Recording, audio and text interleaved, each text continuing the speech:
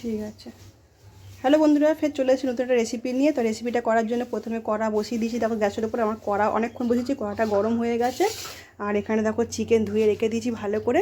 আজকে করবো চিকেন পোস্ত, তার জন্য সব কটা মশলার ঢাকনা আমি খুলে রেখে দিয়েছি। হলুদ গুঁড়ো, লঙ্কার গুঁড়ো, এটা রেড চিলি লঙ্কা, এটা লাল লঙ্কা, এটা হচ্ছে গরম মশলা, সব মানে খুলে খালে রেখে দিয়েছি, যেহেতু তাড়াহুড়ো আছে।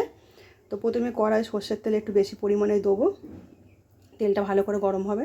দেখো আমার মেয়ে, ছোটো মেয়ে চিংড়ি মাছ কাটছে। ও আমি কাটি, বললো দাও আমি কেটে দিই, অনেকটা চিংড়ি মাছ নিয়ে এসেছি, ও চিংড়ি মাছটা কাটুক।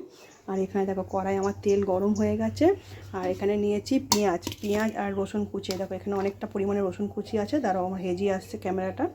এই দেখো রসুন কুচি নিয়েছি। আর এখানে নিয়েছি পেঁয়াজ কুচিটা অনেকটা পরিমাণে নিয়েছি, যেহেতু 1.5 কেজি মাংস। এখানে তাও 300-350 মতন পেঁয়াজ আছে। আর পেঁয়াজটা একটু বড় বড় করে কাটবে, আমি কেটেছি কিন্তু ছোটো ছোটো, মানে আর একটু বড় বড় করে কাটলে ভালো হয়। পেঁয়াজের কোনো মাপ নেই, তুমি যেরকম পারবে কাটতে পারবে। যেহেতু কড়াই তেল গরম হয়ে গেছে, আর পেঁয়াজ আর রসুনটা একসাথে দিয়ে দেবো। পেঁয়াজ আর রসুনটা ভালো করে লাল লাল করে ভাজবে, খুব একটা লাল করবো না, হালকা হালকা একটু ব্রাউন কালার চলে এলে এর ওপর চিকেনটা দিয়ে দেবো। পেঁয়াজটা হালকা হালকা ব্রাউন হয়ে গেছে, খুব একটা বেশি ব্রাউন করিনি, হালকা করেছি।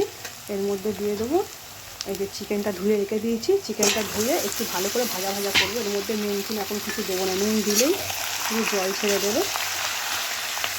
ভালো করে নেড়ে নিয়েছি, একটু চাপা দিয়ে দেবো, একটু ভাজা ভাজা করবো। দেখো চিকেনটা পেঁয়াজের সাথে ভাজা ভাজা হয়ে গেছে। এবারে পরিমাণ মতো নুন দেবো। আর এখানে কিছু মশলা বানিয়ে রেখে দিয়েছি। এখানে আছে হলুদ গুঁড়ো আর লঙ্কার গুঁড়ো আর গরম মশলা, একটু জল দিয়ে ভিজিয়ে রেখে দিয়েছি। এর মধ্যে কিন্তু কোনো রকম তোমার আদা যাবে না আর টমেটো যাবে না, তোমরা কিন্তু আদা আর টমেটো দিও না, ভালো লাগবে না। শুধু পেঁয়াজ আর রসুন দিয়ে করবে। এটা ভালো করে মশলাটা কষিয়ে নেবো। দেখো ভালো করে মশলাটা আমি মিশিয়ে নিয়েছি, মানে মাংসের সাথে কষিয়ে নিয়েছি। এবার আমি চাপা দেবো। দেখো চিকেনটা আমার কষানো হয়ে গেছে। আমি কিছু মশলা করে রেখেছি এখানটায়।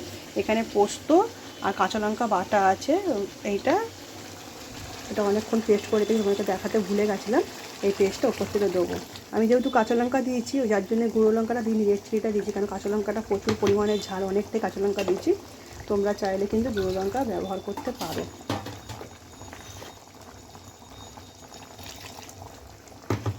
তো এটা দিয়েও ভালো করে চিকেনটাকে কষিয়ে নেবো।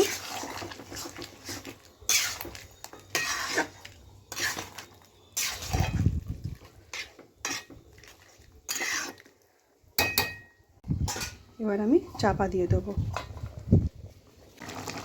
তো দেখো বন্ধুরা, আমার চিকেন পোস্তটা হয়ে গেছে। আর আমি একটুখানি ঝোল রাখবো, খুব একটা সুন্দর করবো না, কারণ এটা নাবালে পরে টেনে নেবে। আমি এটা নাবিয়ে নেবো। তো দেখো বন্ধুরা, চিকেন পোস্তটা তো আমি নামিয়ে নিয়েছি। আর দেখো কত সুন্দর কালার এসছে, মানে সাদা সাদা কালার। আমি যেহেতু লালটা বেশি দিইনি, কাঁচা লঙ্কা দিয়ে করেছি, লাল লঙ্কা। আর উপর দিয়ে একটু সরষের তেল আমি দিয়েছিলাম, তোমাদেরকে দেখাইনি। তো রেসিপিটা কেমন লাগলো প্লিজ জানিও। একটু কমেন্ট করে জানিও। যদি ভালো লেগে থাকে লাইক কমেন্ট শেয়ার করে দিও। আর আমার পাশে থাকতে কিন্তু ভুলে যেও না, আমার পেজটাকে ফলো করে দিও। টাটা।